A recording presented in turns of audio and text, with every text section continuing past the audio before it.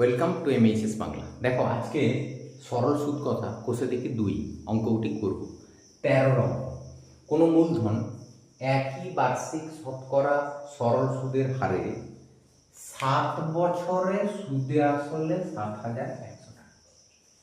তাহলে এই যে 7 বছরে সুদে আসলে 7,100 কথাটার অর্থ হচ্ছে আসলের তো কোনো পরিবর্তন হয় না। তাহলে 7 বছরের সুদ পাওয়া গেছে এবং তার সঙ্গে কিছুটা পরিমাণ আমার আসল আগের থেকেই ছিল।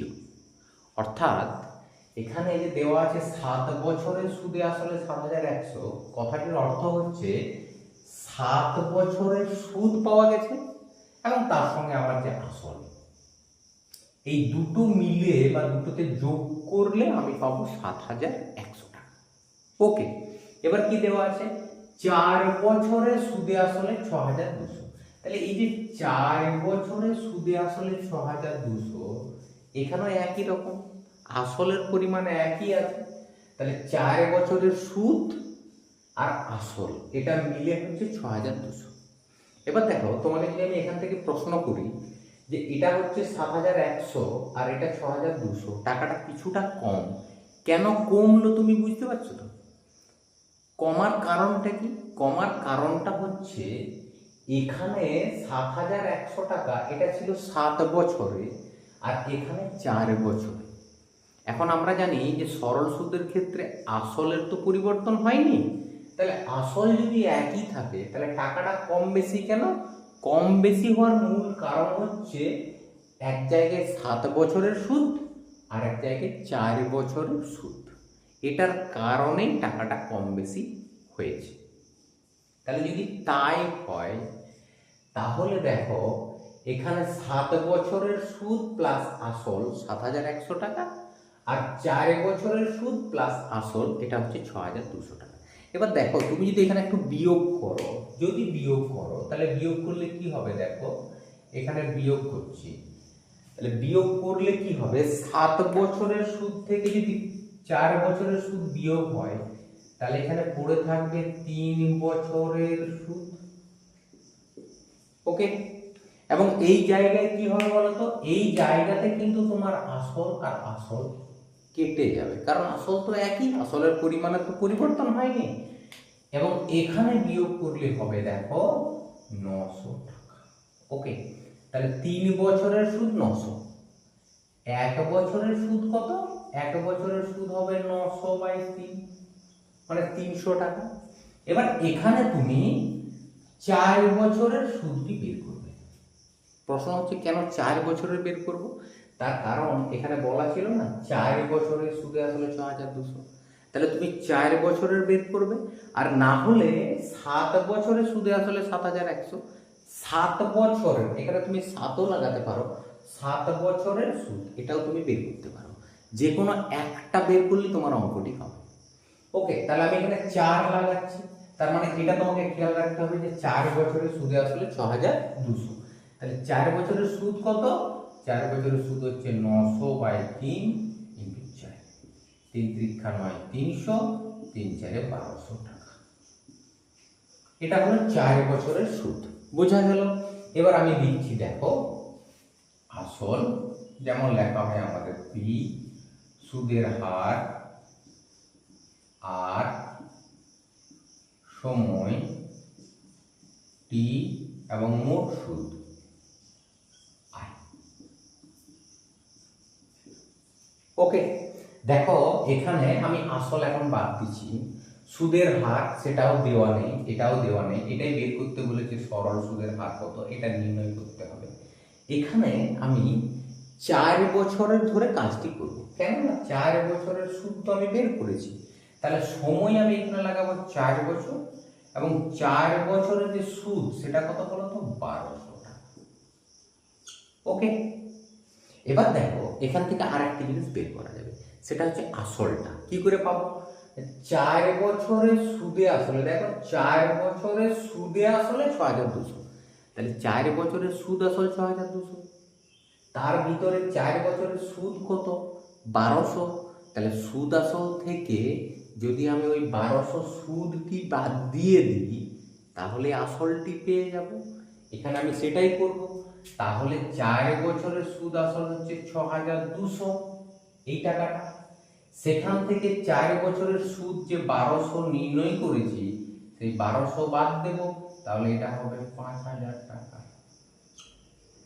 ওকে, তুমি যদি এখানে 7 বছরের বের করতে, তাহলে 7 বছরের সুদে আসলে 7100, এটার থেকে 7 বছরের সুদটি বাদ দেওয়া হবে, তাহলে তুমি পেয়ে যেতে। ওকে, তখন এখানে সময়টি 7 বছর এবং 7 বছরের যে সুদটি তুমি পেতে সেটা এখানে বসানো হতো। আমি 4 বছর ধরে অঙ্কটি করেছি। চলো এবার আমি অঙ্কটি করব। আই সমান PRT/100। আই হচ্ছে 1200, পি হচ্ছে 5000, আর জানি না, টি 4/। ওকে, দুটি শূন্য কেটে দিলাম, তাহলে কত থাকলো দেখো, 50 আর 4, 50 গুণিত আর গুণিত 4 সমান হচ্ছে 1200। তাহলে আর এর মান হচ্ছে 1200/50 × 4 হয়েছে। 1 শূন্য 1 শূন্য কেটে গেল, 5 দ্বারা যদি কাটি তাহলে 5 24 120, 4 6 24 হয়েছে। তাহলে এক্ষেত্রে সুদের হার কত হলো? 6%। বোঝা গেল? তাহলে প্রশ্নটা কি করেছে দেখো, মূলধন এবং সুদের হার। তা মূলধন তো আমি পেয়ে গেছি 5000 টাকা, সুদের হার সেটাও পেয়ে গেলাম 6%। তাহলে নিচে লিখে দেবে যে অতএব মূলধন 5000 টাকা এবং সুদের হার 6%। ওকে, এবার 14 অঙ্কটি করা যাক। একই সময়ে অমল রায় ব্যাংকে এবং পশুপতি ঘোষ পোস্ট অফিসে 2000 টাকা করে জমা রাখেন। 3 বছর পর তারা সুদ সহ যথাক্রমে 2360 ও 2480 টাকা ফেরত পান। ব্যাংক আর পোস্ট অফিসের বার্ষিক শতকরা সুদের হারের অনুপাত।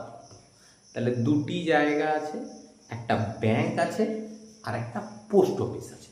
তাহলে প্রথমে আমি ব্যাংকের হিসাব করি, তারপরে পোস্ট অফিসে যাব।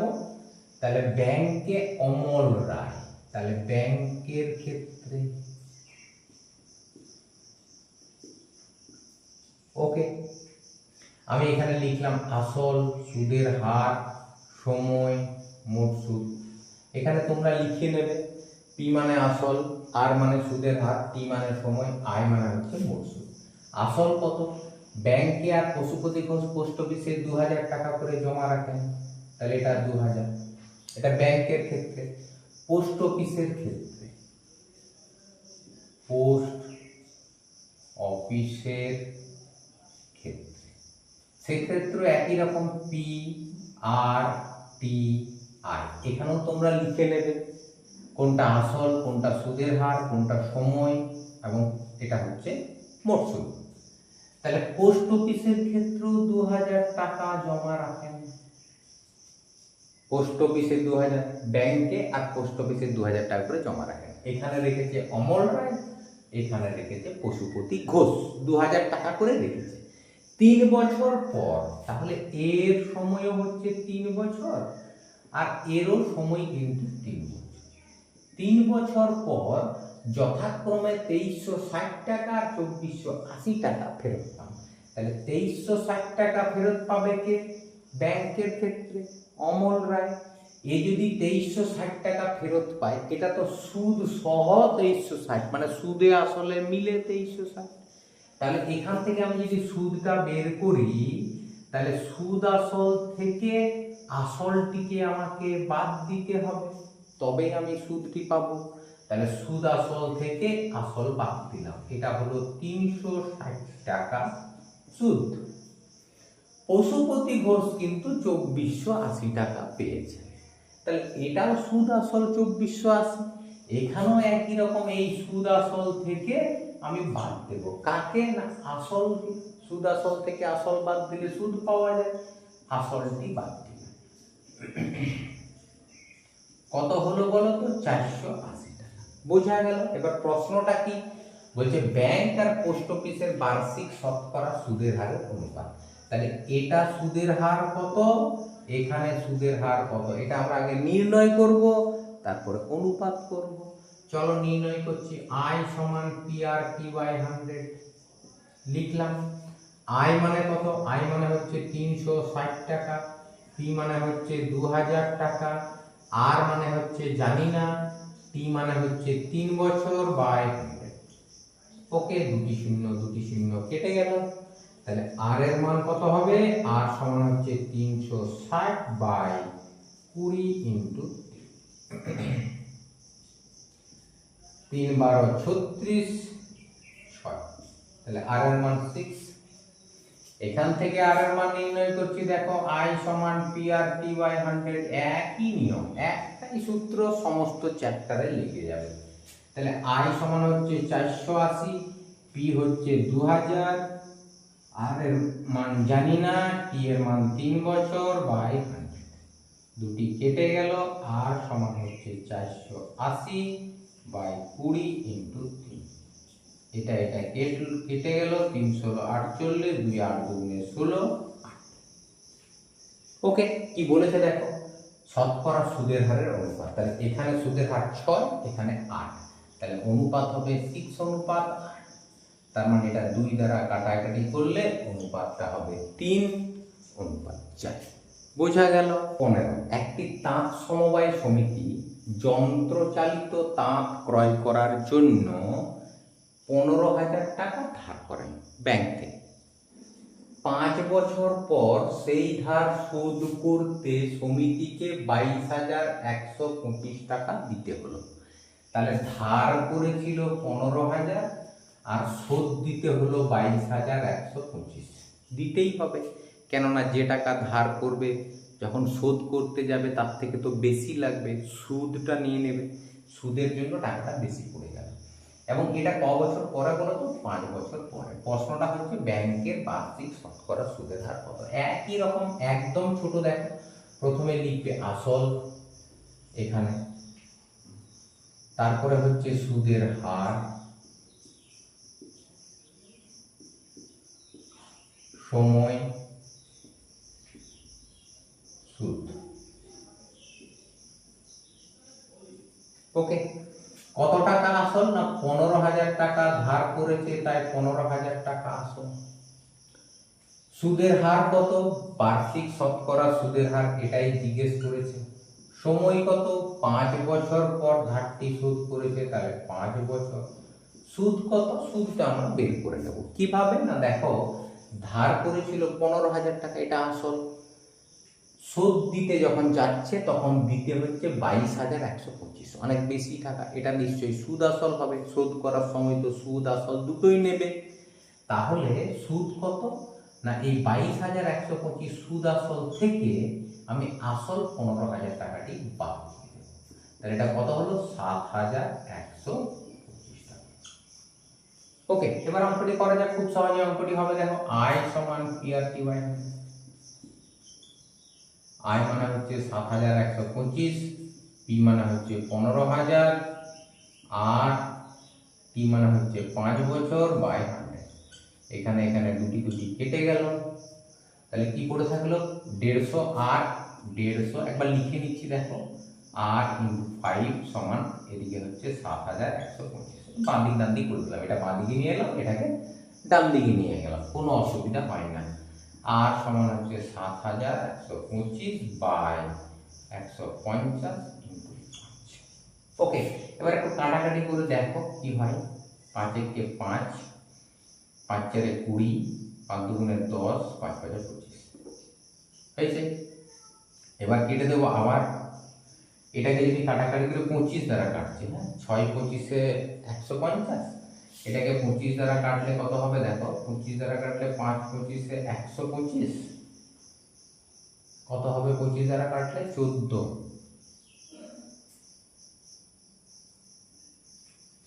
এটা হবে 57, তাই তো। 25 দ্বারা কাটলে 14, 56, 57। হ্যাঁ, এবার যদি এটাকে 3 দ্বারা কাটি, 3 × 2 = 6, 3 × 19 = 57। তাহলে 19 এর 2 মানে হচ্ছে 9.12%। তাহলে এখানের উত্তর হবে 9.12%, অর্থাৎ আর এর মান বেরিয়ে গেল 9.12। বোঝা গেল? এবার 16 অঙ্ক করবো। 16 অঙ্কটা আছে, আসলাম চাচা কর্মক্ষেত্র থেকে অবসর নেওয়ার সময় 1,00,000 টাকা পেলেন। এই যে 1,00,000 টাকা পেলেন, ওই টাকার কিছুটা ব্যাংকে আর বাকিটা পিওতে জমা রাখবেন। পিও মানে পোস্ট অফিস, আমি ছোট করে লিখেছি পিও।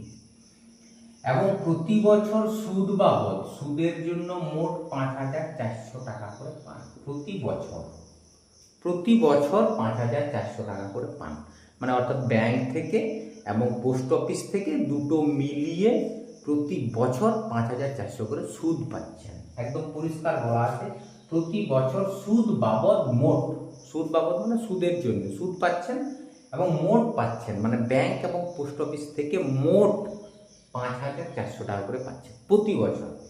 ব্যাংকের আর পোস্ট অফিসের বার্ষিক সরল শতকরা সুদের হার 5% আর 6% যদি হয়, তবে তিনি কোথায় কত টাকা জমা রেখেছিলেন? অর্থাৎ তিনি ব্যাংকে কত টাকা জমা রেখেছিলেন এবং তিনি পোস্ট অফিসে কত টাকা জমা রেখেছিলেন। তাহলে এখানে লিখবে যে ধরি তিনি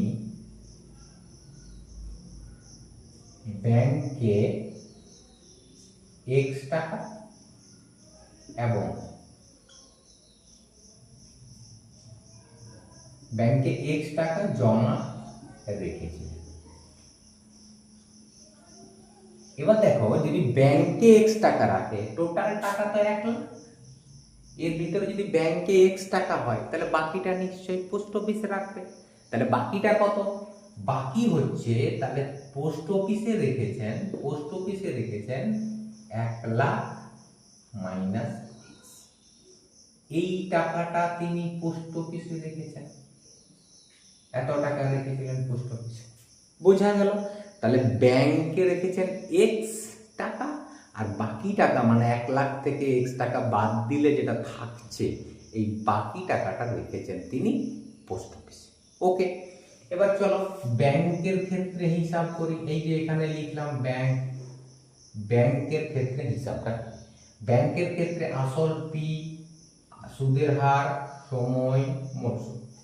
আসল কত টাকা? ব্যাংকে x টাকা জমা রেখেছিলেন, আসল x হয়েছে। সুদের হার কত? ব্যাংকের সুদের হার দেখো, ব্যাংক আর পোস্ট অফিসের 5 আর 6, তাহলে ব্যাংকের 5%। সময় কত? প্রতি বছর, মানে এক বছরের সময় হচ্ছে 1 বছর। এবার মোট সুদ কত? এটা আমি নির্ণয় করব। মোট সুদ তুমি এটা লিখতে পারবে না, কিন্তু 5,400 এটা লেখা যাবে না। কেন বলো তো?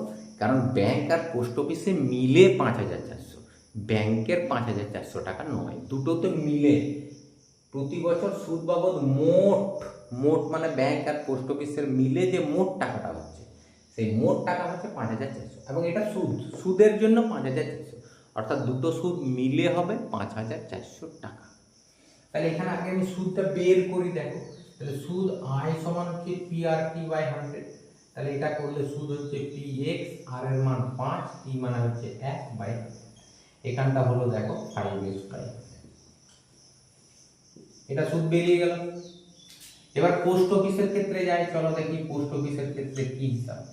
পোস্ট অফিসে একই রকম আসল, সুদের হার, সময়, মোট সুদ। এখানে আসল কত? দেখো পোস্ট অফিসে 1,00,000 মাইনাস x, তাহলে 1,00,000 মাইনাস x টাকা, এটা পোস্ট অফিস। সুদের হার কত? পোস্ট অফিসে 6%, এটা সুদের হার 6%। সময় কত? 1 বছর, এখানে 1 বছর। সুদ কত? এটাই তো নির্ণয় করব, এটাও 5,400 নয়, দুটো মিলে হবে 5,400। তাহলে এখানে সুদ কত? আই সমান P R T by 100, P মানে কত? 1,00,000 মাইনাস x, আর একটা শূন্য হবে, আর এর মান কত? 6, টি কত? 1 বাই 100। ওকে, তাহলে এবার এই যে সুদ আর এই সুদ, এই দুটো মিলে হবে 5,400। ওকে, তাহলে শর্তানুসারে বা প্রশ্নানুসারে তুমি এখানে লিখবে, শর্তানুসারে এখানে হচ্ছে 5x বাই 100, এই যে সুদ প্লাস এটার সুদ, এটা কত? যা আছে তাই লিখছি, 1,00,000 মাইনাস এক্স ইন্টু 6/100, এই দুটো মিলে হবে 5400 টাকা। হয়েছে? লসাগু করে দিচ্ছি, দেখো 100ই লসাগু হবে, এটা হচ্ছে 5x প্লাস এটা গুণ করলে হবে 6 লাখ, 5টা শূন্য কিন্তু, মাইনাস 6x সমান 5000। ওকে, এটা যোগ বিয়োগ করলে হবে, দেখো 5x আর মাইনাস 6x এ মাইনাস x প্লাস 6 লাখ সমান বাই 100 করলাম 5400। বজ্র গুণ মাইনাস x প্লাস 6 লাখ 5400, তারপরে আবার দুটি শূন্য পড়ে যাবে, তাহলে মাইনাস x সমান হচ্ছে 5,40,000 মাইনাস 6 লাখ। 6 লাখটাকে ওদিকে নিয়ে গেলাম, তাহলে মাইনাস x সমান হচ্ছে মাইনাস 60। হয়েছে? মাইনাস মাইনাস কেটে গেল, x এর মান 60। অর্থাৎ তিনি ব্যাংকে 60,000 টাকা জমা রেখেছিলেন আর বাকিটা পোস্ট অফিসে। তাহলে ব্যাংকে কত হলো? ব্যাংকে 60,000, এটা ব্যাংক, তাহলে ব্যাংকের ক্ষেত্রে 60,000। কেননা ব্যাংকের ক্ষেত্রে আসল করা আছে, দেখো x টাকা ব্যাংকে x, পোস্ট অফিসে কত? 1 লাখ মাইনাস x, তাহলে পোস্ট অফিসে হচ্ছে 1 লাখ মাইনাস x, x মানে হচ্ছে 60। তাহলে এটা বিয়োগ করলে কত হবে? এটা বিয়োগ করলে হবে 40,000। পোস্ট অফিসে হলো 40,000 আর ব্যাংকে হচ্ছে